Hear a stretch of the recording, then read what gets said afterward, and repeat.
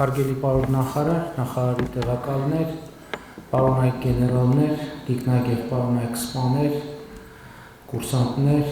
ենթասպաներ, շարքային կազմի զինծառայողներ, պաշտպանության նախարարության հարգելի աշխատակիցներ, շնորհավորում եմ բոլորիս բանակի կազմավորման, ձևավորման 34-րդ տարեդարձի առիթով և շնորհակալություն եմ հայտնում բոլորիդ նախարար Պապիկյանի գլխավորությամբ այս ընթացքում կատարած աշխատանքի համար։ Ընդ որում ուզում եմ ասել, որ իմ այս շնորհակալության խոսքերը միայն արարողակարգային չեն, չնայած դրանց արարողակարգային իմաստը շատ կարևոր է, բայց տվյալ դեպքում ունի շատ կոնկրետ պատճառ և կապված է մի շատ կոնկրետ իրադարձության հետ, որի մասին հիմա ձեզ կպատմեմ։ Ես երբ պատրաստվում էի գրել բանակի օրվա առիթով իմ ուղերձը,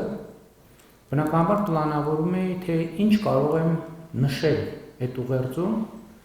որպես այս ընթացքում բանակում կատարված փոփոխությունների, կոնկրետ փոփոխությունների և ձեռքբերումների տրամաբանությունը ընդգծելու համար։ Եվ երբ սկսեցի թվարկել, հասկացա, որ ոչ թե ուղերձ, այլ գիրք պետք է գրեմ վերջին տարիներին բանակում տեղի ունեցած փոփոխությունները արձանագրելու համար։ Իմիջիալոց սա ինձ համար ինչ-որ առումով հայտնություն էր, որովհետև ամենօրյա աշխատանքի մեջ մենք չենք էլ նկատում։ Այդպես գալիս է մի տարի, երկու տարի, մի իրադարձություն, երկու իրադարձություն, մի ձեռքբերում, երկու ձեռքբերում, ով է նստում ամեն օր հաշվում, թե այսօր ինչ բան ավելացավ մեր գործողություններին։ Ավելին ասեմ, երբ նախարարը մի շարք հանգամանքների մասին խոսում էր,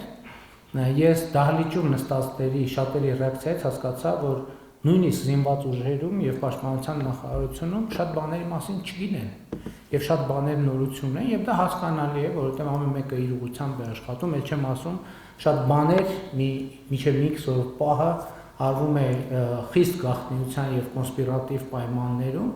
բայց ես նաև պատկերացրեցի, թե եթե զինված ուժերում շատ նրբությունների մասին չգիտեմ, ես դա կռահում եմ, էլի եմ ասում, երբ որ նախարարը ինչ-որ բանի մասին խոսում էր, որոշակի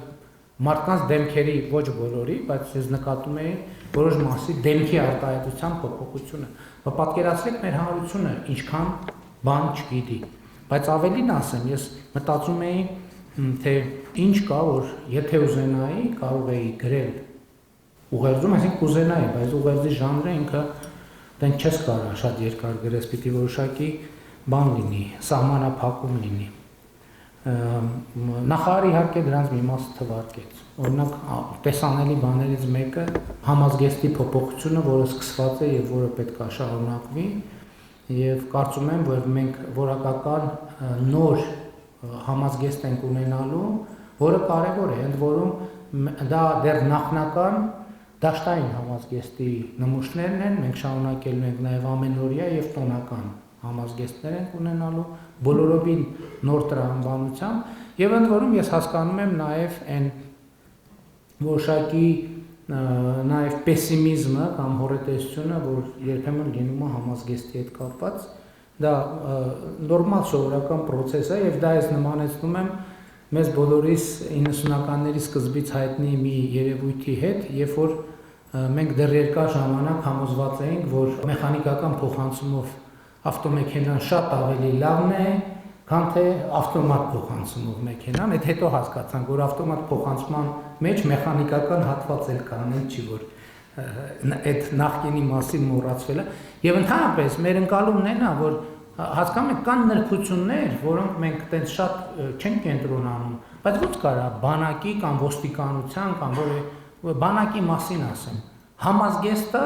15-20 տարի լինի նույնը, ընդհանրապես լինի նույնը։ Ես չեմ ասում, որ անընդհատ պետք է փոխվի, բայց համազգեստը պետք է 5 տարի մեկ մի նյուանս ավելանա, մի քիչ լավարկվի ու տեն շարունակ, որպեսզի ինքը անընդհատ ինքը մենակ ֆիզիկական մաշվածության խնդիր է, չի, նաև բարոյական մաշվածության խնդիր կա եւ ընդհանրապես սա համազգեստին չի վերաբերվում։ Սա վերաբերվում է ամեն ինչին, սա վերաբերվում է բոլորին, որովհետեւ այդ իմացության եւ փոփոխության գործընթացը շատ կարեւոր է, որովհետեւ մենք կարող չփոխվենք, բայց աշխարհն է փոխվում։ Երբ որ մենք փոփոխվող աշխարհում չենք փոխվում, մենք դուրս ենք մնում աշխարհից եւ դա ցավոք այնա, ինչ մեր պատմության ընթացքում մի քանի անգամ մեզ հետ տեղի է ունեցել։ Եվ մենք որոշել ենք փոխել այդ գործերակերպը։ Մենք որոշել ենք, որ մենք այո, պիտի փոխվենք, շատ են ասում են, բանին 2011 թվին կամ վարչապետը կամ նախարարը սենց բան է ասել, 2002 թվին էլ սենց բան է ասել, 4-րդ դասանում ենք ուրիշ բան է ասել։ Այսինքն մեր ընկալումն է նա, որ մենք չպիտի նոր գիտելիք եւ իմացություն ձեռք բերենք, եւ երբ որ արձանագրենք, որ ինչ որ բան չենք իմացել, պետք է դա թաքցնենք, ասենք չէ, մեր իմացածը ճշմարտությունն է, որ վարչապետը ուրեմն ամեն ինչ գիտի, որ նախարարը ուրեմն ամեն ինչ գիտի, որ գեներալը ուրեմն ամեն ինչ գիտի, որ սպայը ուրեմն ամեն ինչ գիտի, ընդհակառակը այն վարչապետը, այն նախարարը, այն գեներալը, այն սպան, որը համարում է, որ ինքը ամեն ինչ գիտի, հենց այդ պահից ինքը դադարում է լինել պրոֆեսիոնալ, հենց այդ պահից ինքը այլևս չի կարող համապատասխանելի լինել իր ծառայությանը, որովհետև փոփոխվող աշխարհում եւ աշխարհով չէ, միջավայրում փոփոխվել, նույնը վերաբերվում է պետությանը, նույնը վերաբերվում է հանրությանը։ Սա չի նշանակում ինքդ քեզ ժխտել, սա նշանակում է համազգեստի օրինակով մի հատ կոմպոնենտ ավելացնել, մի հատ լրացնել, մի բանով զարգացնել, մի հատ ավելի գեղագիտական ավելի լավ տեսք ունենա, ավելի հարմար լինի, ավելի դիմակայուն լինի եւ այլն եւ այսպես շարունակ։ Եվ սա պետքա ընդհանուր առմամբ դառնա այն տրամաբանությունը, որը պետքա գերակա լինի մեր երկրում։ Եվ ես շնորհակալություն եմ հայտնում, որ ես անկեղծ պիտի ասեմ։ Ես առաջին անգամ զգում եմ իրապես, որ մեր բանակում այս տրամադրությունը կա։ Տրամադրությունը ամենակարևորն է։ Ընդ որում պետք չի մենք մեզ մեղադրել։ Մարդը իր երկարամյա ռուտինա ամենօրյա այդ սովորությունները փոխելը ամենադժվար բանն է։ Ամենօրյա ընկալումը փոխելը ամենադժվար բանն է։ Կարելի է օրը 4 անգամ որոշել, տենց պինդ որոշել, ձեռքը խփել սեղանին, բայց մեկը դա շատ դժվար գործողություն է։ Եվ ես ամենակարևոր ձեռքբերումը այսօր բանակի նախարարի գլխավորությամբ համարում եմ դա, որ այս ընկալումը կա, այս մտահորիզոնի անընդհատ ընդլայնելու անհրաժեշտությունը գիտակցված է եւ սա շատ կարևոր ձեռքբերում է։ Բայց հիմա էլի որ խոսեմ այն ամեն ինչի մասին, ինչը ուղերձում չեմ նշել, մտածում եմ այստեղ կնշեմ, ելույթս մի 2 ժամ կտևի։ Դրա համար մի հատվածը այնուամենայնիվ կշրջանցեմ, մանավանդ որ նախարարը խոսեց ռազմարտությունաբերական համալիրի մասին, կրթության ոլորտում։ Մենք ո՞նց ենք պատկերացնում բանակ առանց կրթության։ Մենք ո՞նց ենք պատկերացնում բանակ, երբ որ մի իրավիճակ ենք ունեցել տարիներ, երբ որ Վազգեն Սարգսյանի անվան ռազմական ակադեմիայի դիմորդների թիվը շարունակաբար տարիներով նվազել է։ Մենք ասել ենք բանակը դա նշանակում է բանակի անկում։ Հաջորդ սերունդը Մոնթե Մելքոնյան վարժանը։ Մենք ոնց ու կարող ենք բանակ ունենալ, եթե ծառայության անբաժանելի մաս չի կրթությունը։ Այսօր մեր բանակում տասնյակ, հարյուրավոր զինծառայողներ լեզուներ են սովորում օտար, որովհետև զինծառայողը այդ թվում մենք պետք է ժամանակակից կրթական տեխնոլոգիաներին էլ հասանելիություն ունենանք։ Եվ այն սպառազինությունը, որ մենք ձեռք ենք բերել, միայն դա օգտագործելու համար լեզուների որոշակի իմացություն է պետք ունենալ։ Ստեղ այդ մեր ընկալումները պետք է փոխվեն, այդ ընկալումների փոփոխությունը, որովհետև հիմա մենք սպառազինություն ենք ձեռք բերել, որը կիրառելու, արդյունավետ կիրառելու համար կրթական որոշակի ցենզ է պետք։ Այդ կրթական ցենզից ներքև գտնվող ոչ մի զինծառայող այդ բանը, դա այդ ժամանակակից սպառազինությունը դա ընդամենը մետաղի ջարդոն է։ Մետաղի ջարդոն եւ ուղղակի հեշտ թիրախ։ Ոչ մի օգուտ չի տալու, ընդամենը զոհերի թիվն է ավելացնելու։ Դրա համար կրթությունը ամենակարևոր բանն է նաեւ այս տրամաբանության մեջ։ Եվ ես նոր որ փոփոխության մասին ասում էի, ես ուզում եմ այդ փոփոխությունը նաեւ այդ տրամաբանությամբ կիսվեմ ձեզ հետ իմ տպավորություններով, որովհետեւ ես ասում եմ այդ ճանապարհը D30-ից մինչև այն ինչ որ մենք հիմա ունենք։ Ընդ որում այդ ընկալում է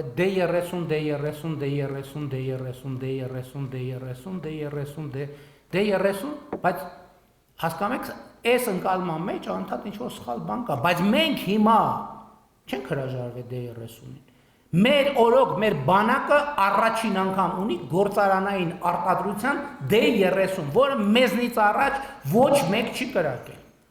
Նախկինում մեր բանակի պատմության ընթացքում նույնիսկ այդ գովական եւ ամենասիրելի D30-ից մենք մի հատ անգամ չենք ունեցել, ու լավ կարող չենք ունեցել, չէ՞։ Մի հատ չենք ունեցել, որի առաջի կրակողը մենք եղենք։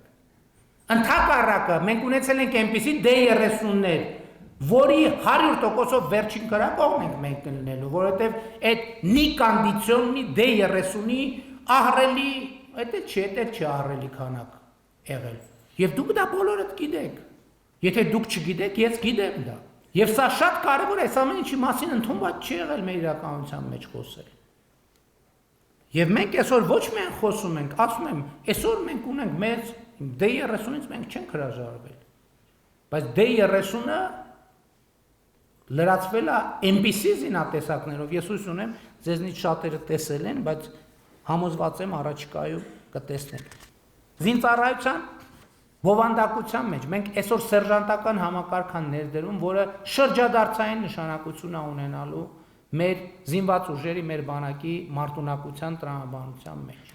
Եվ սա շատ երկար եւ մանրամասն քննարկված բովանդակային փոփոխություն է, որը շատ կարեւոր եմ համարում։ Տարածքային պաշտպանության համակարգը մենք բոլորովին ըստ էության 0-ից նոր համակարգ ենք ստեղծում։ Եվ սա էլ շատ էական է։ Ես ուզում եմ անդրադառնամ այն փոփոխություններին, որոնք ինձ համար, այսպես ասած, ամենասիրելի փոփոխություններից մեկը մեր բանակում այդ պաշտպան հայրենիաց ծրագիրն է։ Եվ գիտեք ինչի համար։ Որովհետև ես նայում եմ այսօր, գիտեք, որ նաև մեր կրթական համակարգի մասնագիտական կողմնորոշման հատվածի թույլ լինելու բերումով շատ դեպքում մեր շրջանավարտներ դպրոցի շփոթվում են ուղղակի կյանքում, չգիտեն ինչ անեն եւ մի հսկայական մասը ուղղակի այդպես էլ կյանքում իրեն չի գտնում։ Պաշտպան հայրենիաց ծրագիրը հոյակապ շանս է մեր երիտասարդության համար, որ իրանք մասնագիտական կողմնորոշում ունենան նաև հոգուտ զինվորական ծառայության։ Որտեղ մենք այդպիսի համակարգ նախկինում չենք ունեցել, որ երիտասարդին կամած մոտեցնենք զինծառայությանը եւ ցույց տանք նրա առավելությունները։ Այսօր մեր 19 տարեկան զինծառայողը բազմաթիվ զինծառայողներ ամեն ամիս իրանց տուն 500,000, 600,000 դրամ են տանում եւ մարտական հերթապահությունից դուրս ապրում են իրանց տանը, իրանց ծնողների հետ։ Այդ մարդիկ մեքենա են առնում, այդ մարդիկ տուն են առնում, այդ մարդիկ ամուսնանում են, հա, այդ մի ժամանակ, պարոն Ասրյան, կհիշեք, այդ ժամանակ խոսակցություններ կար մի ժամանակ, ես այս շենքում լսել եմ, որ ասում էին, բանին սպաներին աղջիկ չեն տալիս։ Ամենակարևոր մի քանի պատճառներով, որտեղ սոցիալական անապահովության ռիսկը ամենևին երկրորդական չէ, դրան գումարում էր նաև ծառայության բնույթի ռիսկը եւ սրանով շատ իրավիճակ էր լուծվում։ Եվ սա շատ սիրելի փոփոխություն է ինձ համար եւ ուրախ եմ, որ մենք այս փոփոխությունը արել ենք։ Այսօր ժամկետային զինծառայողը պաշտպան հայրենիացը ճիշտ է պայմանագրային է, բայց համարում եմ ինքը ժամկետային զինծառայողը։ Ժամկետային զինծառայողը իր տուն երբեմն այնքան գումար է մտցնում, կան շատ այդպիսիները համոզված են, որ այդ տունը վերջին 20 տարում, վերջին 30 տարում միանվագ ամիսը 500,000 դրամ չի մտել։ Եվ սա փաստ է, կայացած փաստ է։ Եվ ես նաև սրա համար եմ ուզում ձեզ բոլորիդ շնորհակալություն հայտնեմ։ Այո, կառավարության դերը շատ կարևոր է։ Նախարարի դերը այս դեպքում շատ կարևոր է, բայց շատ կարևոր է, որ հասկանում եք, շատ կարևոր է, որ ներսում կա ընկալում, գործի գիտակցում, թե ինչ ենք անում մենք, ինչի համար ենք անում, սա ամենակարևոր բանն է, որովհետև դուք բոլորդ գիտեք, համակարգային դիմադրությունը ամենադաժան բանն է, որը երբեմն հնարավոր չի լինում հաղթահարել, բայց այն, որ այս ամեն ինչը տեղի է ունենում, ես ուզում եմ ընդգծեմ, սա ձեր բոլորի, մեր բոլորի համատեղ ջանքի արդյունք է, եւ ես ուզում եմ, որ մենք սա գնահատենք, սա շատ կարևոր է, սա շատ բարձր արժեք ունի։ Թվայնացման մասին չխոսեմ, հաջորդը կադրային առաջընթացի մեր բանաձևերը։ Մենք այսօր Ընդհուպ մոտենում ենք, չեմ ասում արդեն մոտեցել ենք, ընդհուպ մոտենում ենք այն վիճակին, որ կադրային առաջընթացը կախված է միայն անձի աշխատանքի եւ ծառայության որակի հետ։ Տեսեք, չեմ ասում, արդեն հասել ենք այդտեղ, ասում եմ, ընդհուպ մոտենում ենք այդտեղ։ Եվ սա հաջորդ շատ կարևոր մի առանձնահատկությունն է, եւ այս ուղղություններով մեր աշխատանքը պետք է շարունակենք։ Բայց մի երկու կարևոր բան կա, որ էլի պարտադիր պետք է ասել։ Տեսեք, այս պարազինության թեմաների հետ կապված ես հրապարակային ասել եմ, որ շատ խոսում եմ, պետական պարտքը ավելացավ, այս եղավ։ Ես արդեն ասել եմ, որ պետական պարտքի սովորական կորագծից դուրս որևէ ավելացում ինչ որ եղել է, երկու բանի հետ է կապված։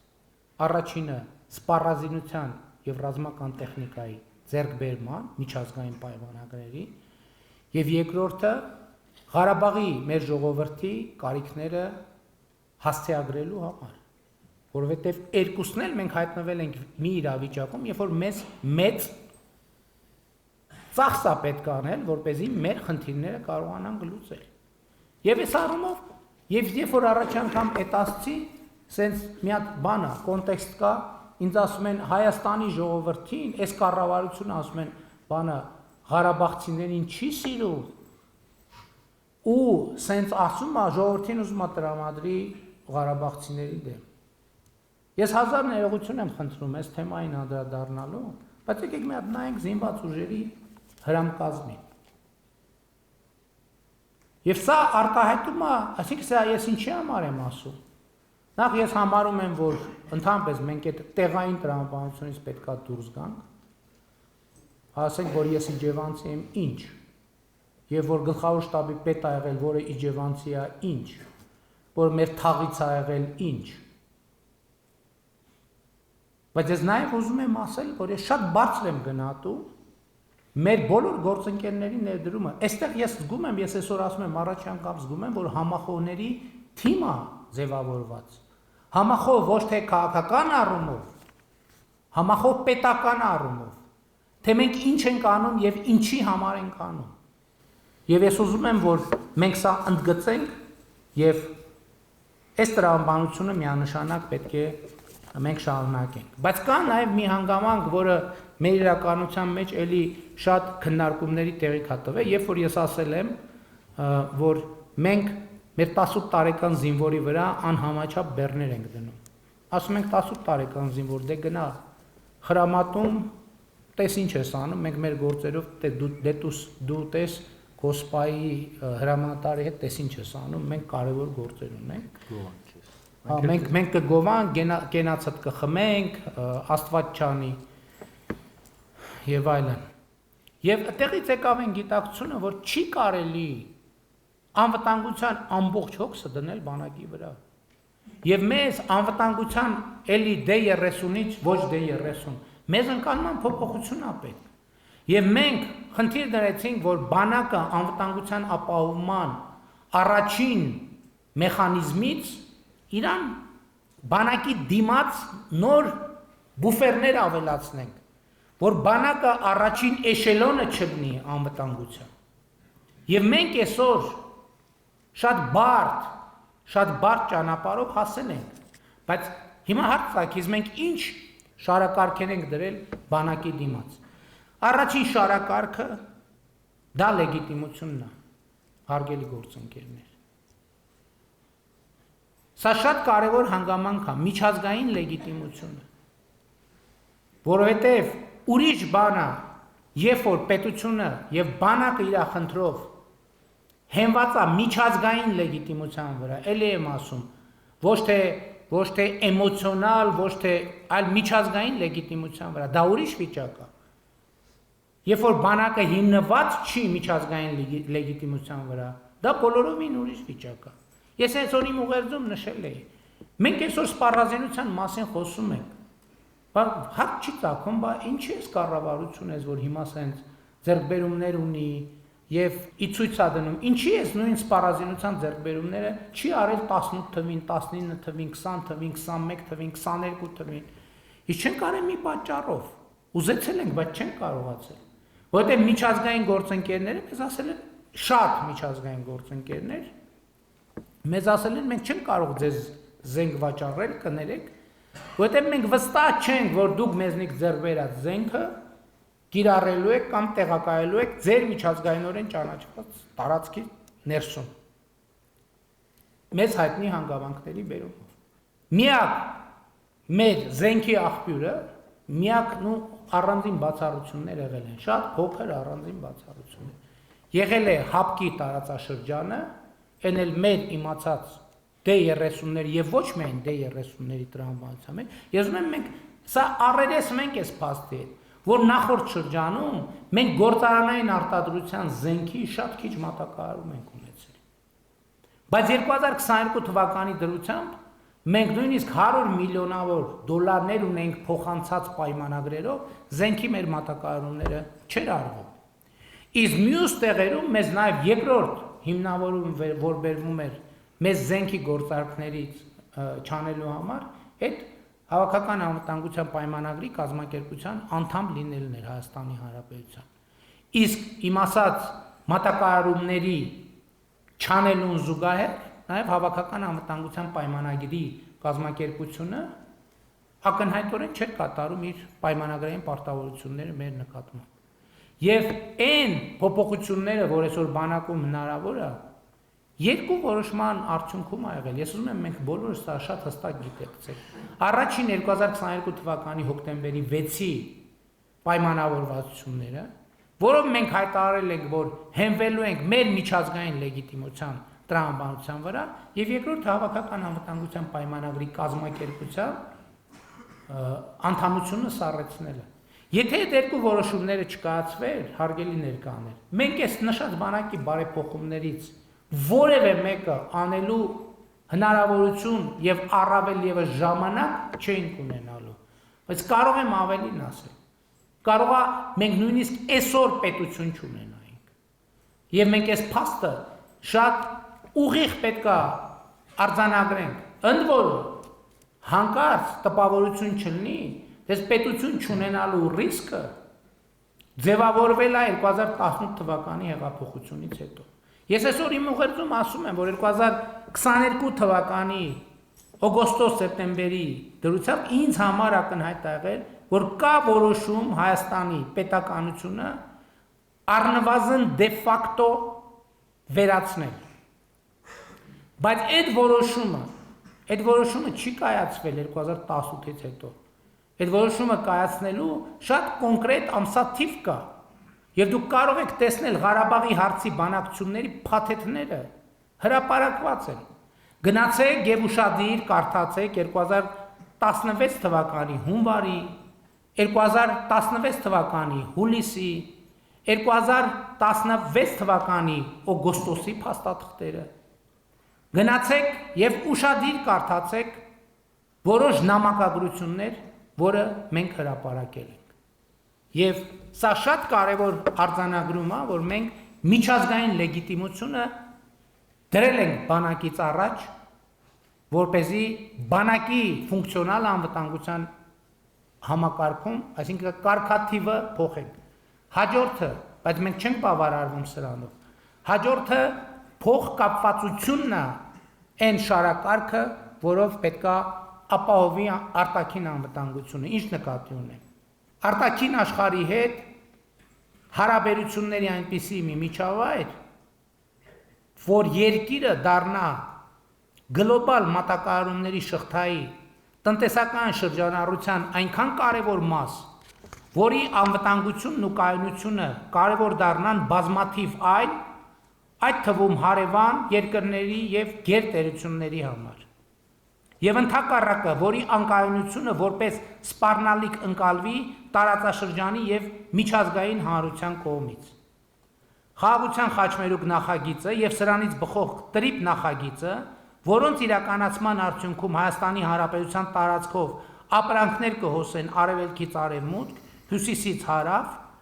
նման հնարավորություն են ստեղծում մեր երկրի համար եւ մենք հենվում ենք ու հենվելու ենք ռազմավարական այս ընկալման վրա։ Ես ուզում եմ մեզ նրբությունը մենք ճիշտ հասկանանք, Օրինակ շատ են խոսում, ասում են, անվտանգության երաշխիք։ Հարգելի գործընկերներ, էս անվտանգության երաշխիք։ Երբ որ աշխարհի ապրանքների մի X%, այդ գծից վերև X%, երբ որ ապրանքները սկսում են քո երկրով հոսել, արևելքից արևմուտք եւ հյուսիսից հարավ,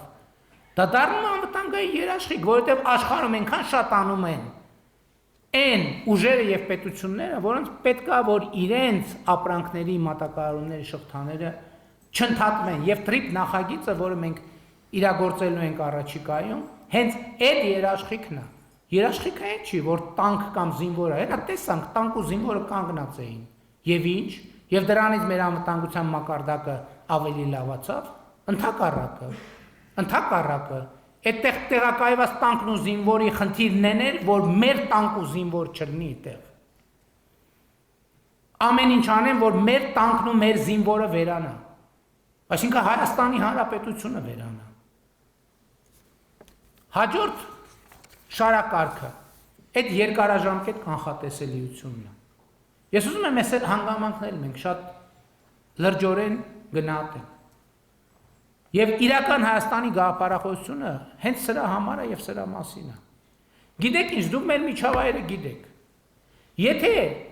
մենք մեր պետության համար առաջին հերթին երկարաժամկետ կանխատեսելիություն չապահովենք եւ մեր միջավայրում եւ գլոբալ աշխարհում թողենք տպավորություն, որտեղ հիմի մի քիչ տենց բան վիճակ է, հիմի մենք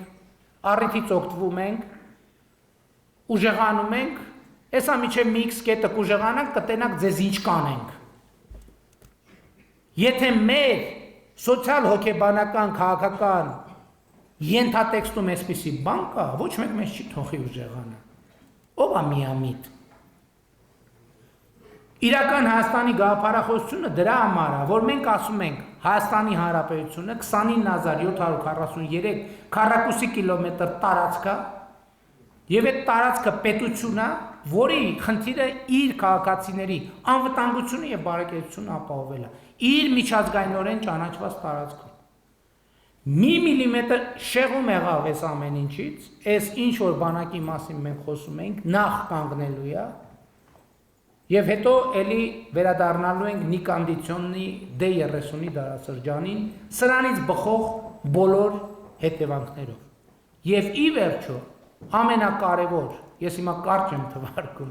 ամենակարևոր շարակարգը անվտանգության այդ խաղաղությունն է։ Չկա ավելի հուսալի երաշխիք, քան խաղաղությունը։ Եվ մենք այսօր դժվար, ծանր որոշումներով կառուցում ենք խաղաղություն։ Ես ուզում եմ մենք բոլորս մտքով վերադառնանք 2024 թվականի գարուն ամառ աշուն։ Եվ հիշենք Իջևանը իմ ծննդավայրն է եւ ըստ էության խոսքը մասամբ հիմնականում կամ ամենաէմոցիոնալ կետը Իջևան խոշորացված համայնքում տեղի ունեցող սահմանազատման գործընթացն էր։ Բայց եթե այն ժամանակ դա մեզ համար ամենամեծ խոցելիությունն էր, մենք այսօր մարդկանց ես ինքս ուղեկցում եմ, խնդրում եմ, ասում եմ եկեք գնանք տեսնենք թե արդյունքում ինչ է ստացվել։ Եկեք գնանք տեսնենք ով է ճիշտ ասում ապագա իրականության մասին, մենք, թե նրանք, ովքեր կործանում էին կանխատեսում։ Խաղաղության ճանապարհը հեշտ չի լինելու, բայց մենք պետք է շարունակենք այդ ճանապարհը եւ նաեւ այստեղ բանակի եւ զինված ուժերի շատ սկզբունքային դիրքորոշումը, այսինքն դիրքորոշումը որն է, որ ինքը կենտրոնացած է իր աշխատանքի վրա։ Այս շատ կարևոր բան է։ Որովհետև անկախ խաղաղությունից, անկախ ինչքան հուսալի կլինի խաղաղությունը, մենք պետք է ունենանք ուժեղ եւ պաշտպանունակ բանակ, որովհետև ցանկացած երկիր, ով չունի ուժեղ եւ պաշտպանունակ բանակ, ինքը գայթակղություն է բոլորի համար։ Բանակի բացակայությունը, ուժեղ եւ պաշտպանունակ բանակի բացակայությունը գայթակղություն է, որ ագրեսիայի գայթակղություն է։ Եվ հետեւաբար Հայաստանի Հանրապետության առաջնային օրակարգում միշտ պետք է լինի ուժեղ եւ պաշտպանունակ բանակի գոյությունը, շարունակական զարգացումը բանակի այն սկզբունքների շրջանակներում եւ այն սկզբունքների հիման վրա, որի մասին ես նշեցի։ Հարգելի պարոն նախարար, նախարարի հարգելի տեղակալներ, պարոնայք գեներալներ, տիկնակ եւ պարոնայք սպաներ, ենթասպաներ, սերժանտներ, շարքային կազմի զինծառայողներ, պաշտպանության նախարարության հարգելի աշխատողներ, կրկին ուզում եմ շնորհավորել բոլորիս բանակի 34-րդ տարեդարձի առիթով, կրկին ուզում եմ շնորհակալություն հայտնել բոլորիդ կատարված ահռելի աշխատանքի համար եւ ուզում եմ իմ գոհունակությունը արտահայտել այն իրավիճակով, որը մենք ունենք այսօր Հայաստանի Հանրապետության բանակում, ոչ թե պատճառով, որ մենք հասել ենք մեր ուզած կետին, այլ այն պատճառով, որ միանշանակ եւ աներկբա մենք գնում ենք ճիշտ ճանապարհով եւ վերջին տարիներին, գիտեք, ինչ շատ ուղղություններով պետքա ուղիղ ասել, պարզապես անհնարը արվել է, անհնարը դարձել է իրականություն եւ սա չափազանց կարևոր ձեռքբերում է։ Շնորհակալ եմ։